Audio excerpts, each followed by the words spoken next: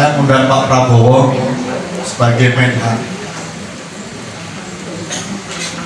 Termasuk saya yang mendorong supaya kepramukaan ini menjadi komponen cadangan. Ciptaan tanah air yang ditanamkan oleh pramukaan ini nggak ada duanya, amboan, nggak ada yang bisa, organisasi yang bisa menanamkan ciptaan tanah air sehebat pramukaan. Saya bisa buka secara tertulis, doktrinnya adalah cinta tanah air. Itu hanya pramukaan. Dan tantangan ideologi transnasional kita hanya bisa dijawab dengan nilai-nilai kebangsaan. Alhamdulillahilladzi arsalana ilal istiqomah linasrul huquqir ra'iyah ma'a isbinah wa isya'biyah wal kifadi ala qimati al-sunnah wal jamaah.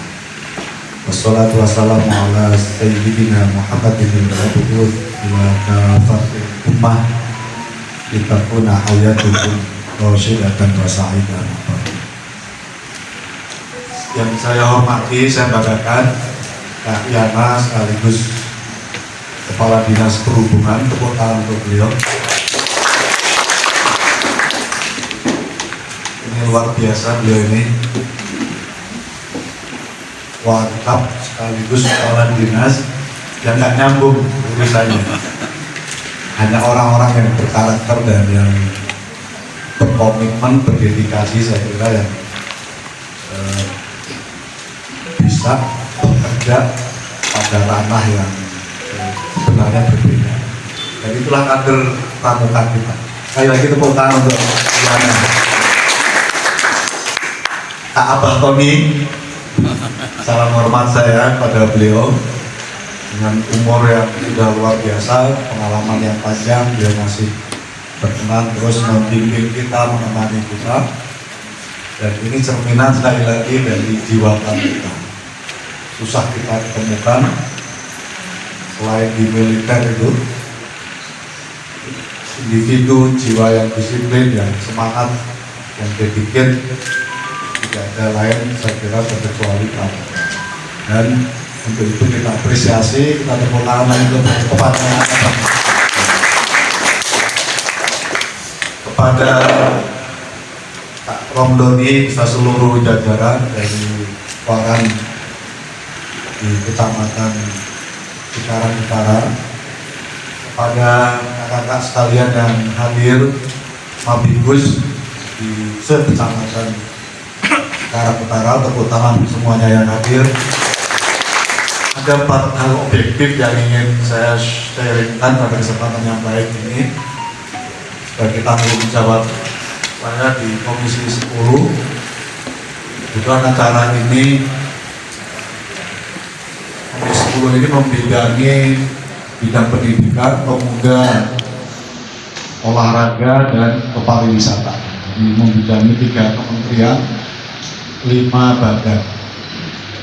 Nah, dari 3 kementerian ini ada 2 isu yang ingin saya sampaikan pada kesempatan yang baik ini, mungkin melanjutkan apa yang disampaikan oleh Kak Yana tadi. Objektif saya yang pertama, kakak-kakak sekalian yang saya hormati, yang pertama menyangkut soal isu pendidikan karakter. Tadi sudah dimulai oleh Kak Yana. Ada 2 value besar, nilai besar di mata saya. Pendidikan karakter Indonesia ini baru bisa sukses harus diopang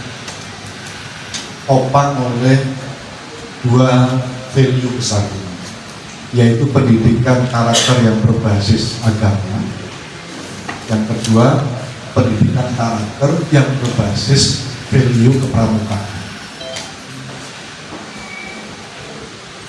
Dua-duanya menurut saya yang sudah menorehkan model dan cara pendidikan yang sudah teruji dalam sejarahnya. Di luar itu kira-kira kita belum menemukan model pendidikan karakter yang bisa menciptakan individu pelajar kita yang unggul, yang hebat, yang mandiri, yang berkarakter itu, selain dua arus ini, yaitu arus value keagamaan dan arus value kepramukaan. Karena itu dalam berbagai diskusi, karena kepramukaan ini untuk konteks organisasinya ada di bawah Kemenpora. Jadi di bawah Kemenpora, termasuk di dalamnya adalah menyangkut soal kepramukaan. Nah, karena itu Bapak Ibu sekalian, kakak-kakak sekalian yang saya hormati, saya banggakan, yang selama ini mengabdi di satuan pendidikan baik SD, SMP, SMA, dan seterusnya, saya sangat berharap kepramukaan ini apapun situasinya mohon terus dijadikan kewajiban yang harus terus dilaksanakan, pendidikannya, pembekalannya di sekolah-sekolah kita masing-masing.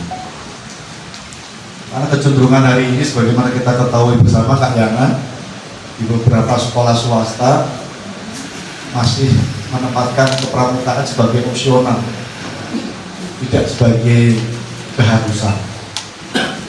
Dan diskusi saya dengan Mas Menteri Nadiem, dengan Pak Zainuddin Amali, kira-kira di tengah suasana kita yang semacam ini, menyangkut soal pendidikan karakter ini, lebih baik diwajibkan kembali. Karena hasil surveinya, apa Tony, hasil surveinya, sekolah swasta yang masih mewajibkan kepramukaan dengan yang tidak, hasil surveinya lebih banyak yang tidak. Ini terutama yang di kota-kota besar. Jadi tidak lagi mewajibkan kepramukaan ini. Saya berharap dan kelihatannya dikasih, saya kira kelihatannya masih semuanya ya. Pendidikan karakter di Indonesia baru akan berhasil di mata saya kalau salah satunya diperkuat kepaduan terkait dengan kepramukaan.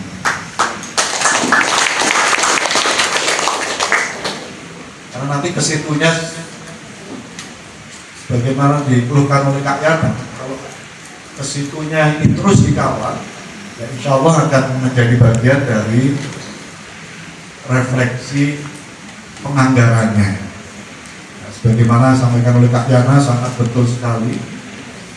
Warnas saja, ini perlu saya laporkan, tidak saya sampaikan. Warnas saja, yang biasanya dapat alokasi anggaran puluhan miliar, sudah hampir saya perjuangkan sejak saya jadi ketua komisi, sudah 2 tahun, 3 tahun terakhir, belum berhasil.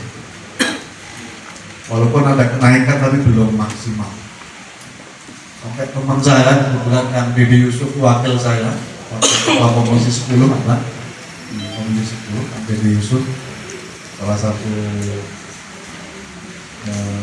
wakil gubernur dulu di Jawa Barat. Sampai akhirnya sekarang beliau ini mundur.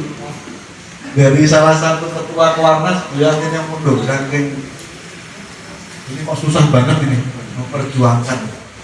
Kemarin sudah hampir setahun ini beliau cerita, sampai akhirnya Didi Yusuf mundur dari kepengurusan Kewarnas, merasa gagal memperjuangkan ini. Padahal sudah terus kita perjuangkan. Nah, ini tantangannya, tantangan di masa yang akan datang. Padahal sekali lagi isu terkait dengan merdeka belajar itu, profil pelajar kita yang ada 7 itu semuanya ya profil pramuka, profil adik-adik kita sebagai profil adik kader pramuka kita. Nah, karena itu sekali lagi pendidikan karakter itu baru bisa sukses di mata saya kalau dikuatkan melalui pendidikan kepanduan, yaitu kepramukaan. Ini objektif saya yang pertama, kakak-kakak sekalian yang saya hormati. Yang kedua, ini tantangan tantangan, tapi sekaligus nanti kembali jawabannya adalah kepramukaan. Apa tantangannya, Kang Buddha? Jadi tantangannya hari ini adalah model organisasi kepanduan kepramukaan. Ini kira-kira kalau disandingkan dengan selera dan kebiasaan anak-anak muda sekarang kita, ini berbeda. Generasi zenial ini, Abah Tommy, generasi milenial dan zenial ini, generasi yang tidak satu sisi didefinisikan sebagai generasi yang mandiri, tapi sesungguhnya tidak mandiri. Satu, jadi didefinisikan sebagai generasi mandiri, tapi kenyataannya sebenarnya tidak mandiri. Yang kedua, punya habit atau kebiasaan yang sangat berbeda dengan kebiasaan yang ingin dibangun oleh kepanduan, oleh kepramukaan. Apa itu? Satu, individunya, anak-anak zenial ini sangat individualis. Jadi anti organisasi, anti bareng-bareng, anti untuk bekerja sama. Ini kecenderungan anak-anak zenial, milenial kita. Individualis, maunya menang sendiri, nggak mau kerjasama, anti organisasi. Nah, di tengah yang semacam ini, objektif saya yang kedua ini, saya ingin mendorong pramuka semakin relevan untuk kita dorong menghadapi anak-anak yang punya kecenderungan. Mungkin kita semuanya sebagai orang tua juga merasa bagaimana kecenderungan anak-anak kita ini berbeda dengan mungkin ketika kita waktu itu masih kecil. Nah, kecenderungan ini, Kak Abah Tony ini yang bisa geser lagi kembali untuk menjadi individu yang mandiri, mau berorganisasi, mau gotong royong, mau bekerja sama, itu yang pramuka. Jadi satu sisi pramuka semakin minim diminati generasi milenial zenial, saat yang sama sebenarnya jawaban ketika mereka harus menjadi individu yang diri, mau kerja sama, mau berorganisasi, mau disiplin, ya ada jawaban. Ini tantangan kita hari ini. Nah, semoga pramuka semakin bisa kita bikin relevan sesuai dengan apa yang menjadi selera, kecenderungan, terus kebiasaan yang hari ini begitu sangat bertentangan dengan nilai-nilai kepramukaan kita semuanya yang tadi dibacakan oleh kakak. Ini tantangannya, karena itu saya mengajak ayo kita jawab tantangan yang berat ini untuk semakin menjadikan pendidikan kepanduan ini sebagai solusi. Karena kalau dibiarkan bahaya, sangat bahaya sekali, sangat bahaya sekali. Ini objektif saya ketiga, kakak-kakak sekalian yang saya hormati, saya banggakan. Ini objektif yang ketiga ini lagi-lagi ini Abah Tony. Anak sekarang suka gadget, suka lihat HP. Itu kan semua bertentangan dengan pendidikan kepanduan kepramukaan. Dan tingkatnya parah Bapak Ibu sekalian. Bahaya. Pada tingkat yang paling bahaya. Karena itu ini harus mereka semua harus didorong untuk ikut di pramuka, karena ini bahaya. Hasil survei mengatakan, Bapak Ibu kakak-kakak sekalian yang saya hormati, anak-anak kita rata-rata di Indonesia ini dibanding negara-negara yang lain paling lama melihat dan memainkan HP. Hasil survei rata-rata menyebutkan 6 sampai 7 jam di Indonesia ini rata-rata. Ini bahaya psikologis, dan kedua bahaya perilaku. Jadi hasil penelitian terakhir dari UNESCO menyebutkan kalau anak kecanduan gadget sehari 5 jam itu resikonya merubah perilaku anak tanpa disadari. Ketika mereka sudah menginjak usia 11 dan seterusnya, mungkin umur 5, 6, 7, 8, 9 belum kelihatan, tapi hasil survei UNESCO memperlihatkan akan ada perilaku yang menyimpang dimulai pada umur 11 tahun ke atas. Ini umur-umur yang sebenarnya mereka bisa dididik melalui kepramukaan. Ini yang bahaya. Model ini nggak bisa dipertahankan. Anak-anak berlama-lama pegang gadget tanpa kontrol orang tua, apa yang diakses, apa yang dilihat sangat baik. Nah, karena itu pendidikan kepramukaan yang bisa menanggulangi itu semuanya.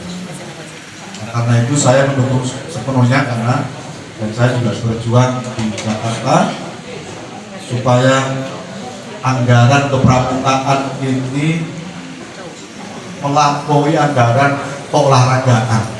Jadi harus anggaran keolahragaan ini tadi jadi perbandingan kayaknya itu sebenarnya juga kecil. Anggaran olahraga ini sangat kecil sebenarnya. Karena itu tidak bisa jadi perbandingan kira-kira gitu kayak. Kita bikin perbandingan yang lain supaya anggaran kepramukaan ini lebih besar. Sampai suatu saat saya mengundang Pak Prabowo sebagai Menhan. Termasuk saya yang mendorong supaya kepramukaan ini menjadi komponen cadangan. Mungkin diskusinya masih panjang kayaknya, tapi saya membayangkan pramuka bisa menjadi salah satu komponen cadangan bagi negara dan bangsa ini ke depan. Kalau sampai ini bisa digulirkan dan kira-kira ketemu kurikulumnya sesuai dengan standar kepramukaan, jadi jangan dipaksakan. Standar OMCAT pasti berbeda, tapi di standar. Saya yakin ini akan jadi semacam terobosan baru di Indonesia menyangkut soal semakin menjadikan pramuka sebagai satu-satunya organisasi yang sudah doktrinnya semua narasi pramuka kan cinta tanah air. Pusatnya organisasi dan secara terbuka, secara tertulis doktrinnya adalah cinta tanah air. Itu hanya pramuka.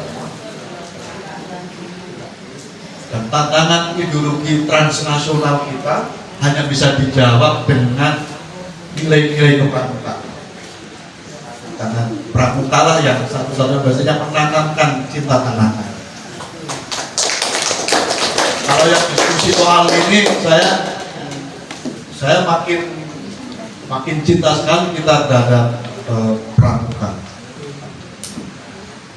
Karena kalau kita dulu ada fatwa para kiai, para ulama kita namanya kubul waton minal iman. Cinta tanah air adalah bagian dari iman. Itu pelaksanaan konkretnya sebagai pramuka. Kubul waton minal iman ini bukan hadis, bukan Al-Quran apalagi. Kubul waton minal iman ini adalah cinta tanah adalah bagian dari iman. Ini adalah istihad para ulama kita yang meyakini bahwa hanya negara dan hanya warga negara yang cinta tanah air yang negaranya akan jaya di kemudian hari. Hanya warga negaranya yang cinta tanah air yang menjadi bagian dari imannya yang akan bisa mesejahterakan negara ini yang keluar dari konflik yang kemungkinan berpotensi untuk tidak ada perang antar warga negaranya, itu hanya dengan kecintaan kita terhadap tanah air. Dan akhirnya kalau kita runtut cinta tanah air sampai dicokunya menjadi bagian dari iman, itu artinya kalau bisa dibalik, kalau orang beriman tanpa cinta tanah air berarti dipertanyakan keimanan. Kan kira-kira logika berbaliknya kan begitu. Saking.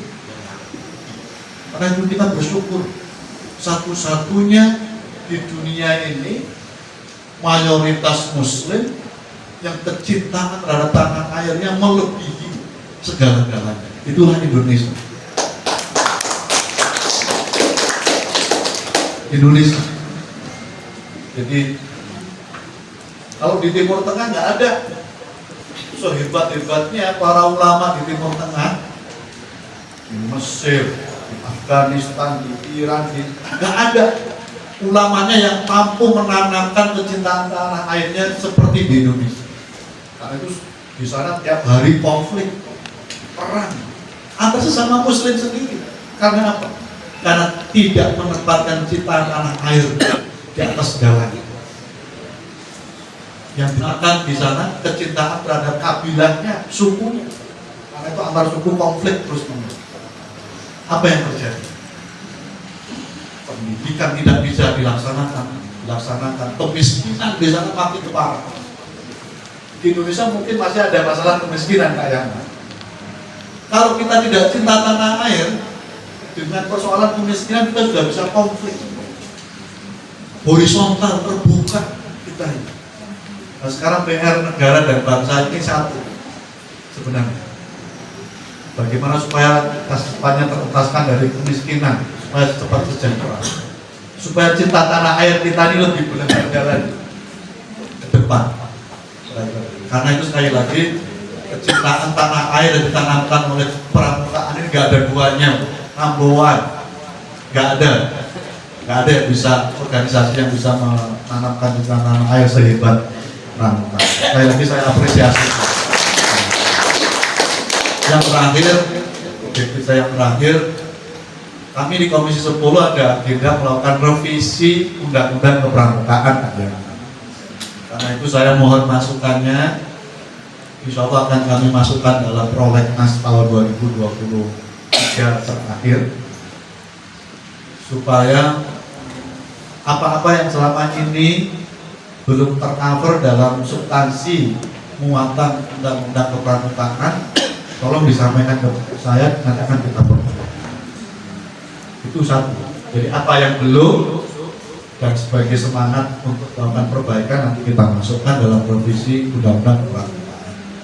Yang kedua, the future, apa yang mau kita perjuangkan untuk masa depan pramuka nanti akan kita masukkan menjadi pasal-pasal dalam revisi undang-undang kepramukaan.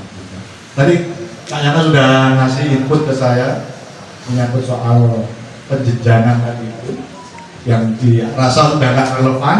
Nah, nanti akan bisa kita masukkan dalam revisi undang-undang kepramukaan. Dan termasuk yang saya perjuangkan sebagai Gul, saya ingin ada mandatori khusus terkait dengan pendanaan khusus kepramukaan di dalam revisi. Jadi kalau pendidikan dapat mandatori 20%, itu saya berharap 2%-nya untuk kepanduan dalam ini kepramukaan. Nah, itu berapa Kang Buddha itu? Besar. 20% anggaran pendidikan, ya ngomong pendidikan nih. Dongeng. 20% anggaran pendidikan itu Bapak Ibu sekalian saya hormati, kakak sekalian. Tahun ini aja 20% itu setara 608 triliun. Bayangkan. Kalau dibeliin kerupuk kira-kira berapa? Kakak 20% itu setara dengan 608 triliun. 608 triliun. Pertanyaan, Kalau 2% dari 600 berapa? 12 triliun. Kalau nanti undang-undang revisi ini belum kira-kira kayaknya, berarti kita akan bisa mengelola 12 triliun untuk kepramukaan. Itu saya yakin pendidikan karakter akan berhasil, profil pelajar Pancasila akan sukses bisa kita lakukan, mendidik anak cinta tanah air untuk melawan ideologi transnasional, baik yang berbasis agama, berbasis ideologi-ideologi yang lain yang menyimpang itu bisa.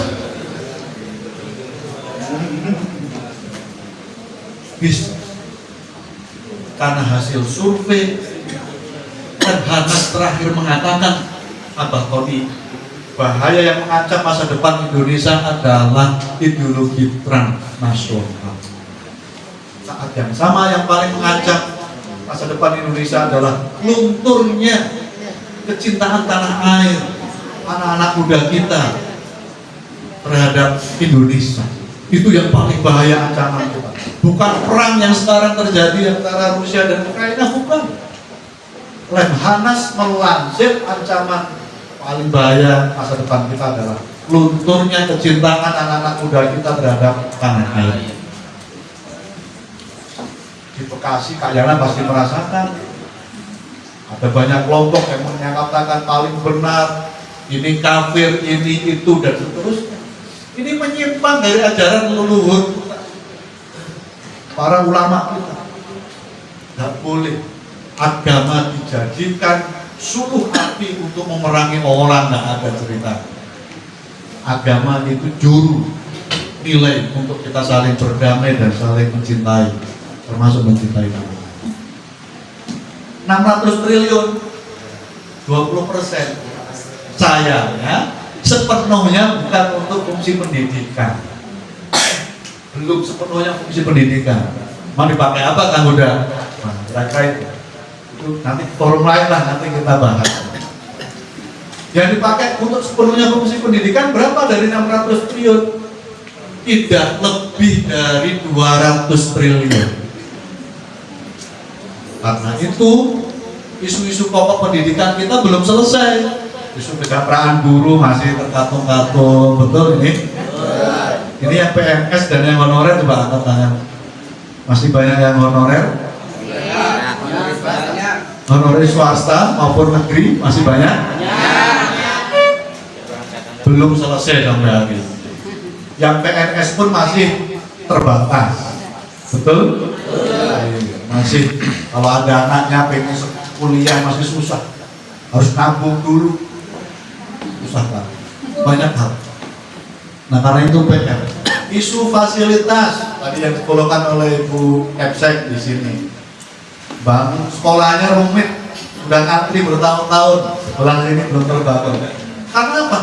Baru 200 triliun yang sepenuhnya untuk fungsi pendidikan, belum selesai. Indeks biaya pendidikan yang langsung, yang direct langsung diterima oleh siswa-siswi kita rata-rata per tahun baru 1,1 juta. Misalnya bos SG 450-an, 500-an. PIP mama, PIP SG 500-an, PIP SMP 700-an, SMA 1 juta. Segitu. Saya sudah menghitung sebenarnya berapa Kang Goda layaknya indeks biaya yang diterima oleh siswa kita per tahun. Saya sudah menghitung minimal semestinya paling tidak indeks biaya sekolah pendidikan yang diberikan negara kepada siswa-siswi kita itu minimal 5 juta sebenarnya semestinya. Setuju nggak ini? Kalau 5 juta, Masya Allah, semua siswa punya laptop, punya buku masing-masing, seragamnya bisa dibelikan layak. Nah saya menghitung ini, nggak perlu 600 semuanya, ketika anggaran pendidikan dari 200 triliun ini dinaikkan jadi 400 triliun saja yang sepenuhnya untuk fungsi pendidikan, indeks biaya sekolah untuk siswa-siswa langsung bisa naik. Sampai berapa kamu udah? Bisa sampai 5 juta per tahun. Karena itu saya terus berjuang. Karena ini mandat undang-undang 20%. Nggak main-main undang-undang dasar. Bunyi 20% ini bukan undang-undang, tapi undang-undang. Satu-satunya sektor yang dapat mandatori langsung ada rengkol anggarannya, rengkol besarannya itu hanya pendidikan. Karena saking kita ingin pendidikan ini jadi untuk menunggu masa depan membangun SDM kita di masa depan. Indeks bisa 5 juta itu masih jauh. Kalau kita contohkan, mudah berapa indeks pendidikan yang diterima oleh siswa di Singapura per tahun? Di Singapura sudah 15 juta. Ibu punya anak 15 juta per tahun diterima oleh siswa.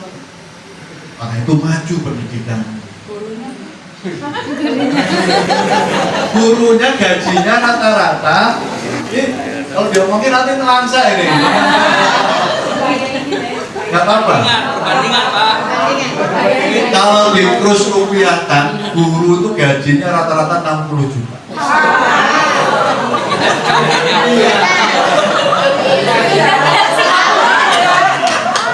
Ini guru honorer sekolah swasta dibayar 150.000. Betul? Karena itu saya mohon doa restunya, saya sedang berjuang supaya pemerintah mengeluarkan standar gaji untuk guru honorer. Tepuk tangan ini. Standar gaji, masa guru ada standarnya ada? Masa guru nggak ada? Padahal guru satu-satunya profesi yang melibatkan keteladanan dan melibatkan pengabdian. Profesi yang lain itu dipertanyakan. Masa gak ada standarnya? Setuju ya? Mohon doanya. Saya sedang memperjuangkan. Guru aja ada standarnya, harus UMR. Ini sebentar lagi nih, mau ada demo guru karena mau menaikkan upahnya, betul? Ini masa guru nggak ada? Sudah puluhan tahun. Mendidik kita semuanya jadi orang nih ya, tapi standar gajinya nggak dibikin oleh pemerintah. Kira-kira levelnya boleh ini, nggak boleh terus pulang. Nah, karena itu mohon doa restunya ini terus kita perjuangkan. Jadi sekali lagi kita ingin kepanduan lalu kepramukaan ini harus menjadi bagian perjuangan kita untuk masa depan peserta didik kita. Terima kasih. Dengan baca Bismillahirrahmanirrahim saya buka pembekalan Mabibus orientasi Mabibus Cikarang Utara. Waktu itu buka muka.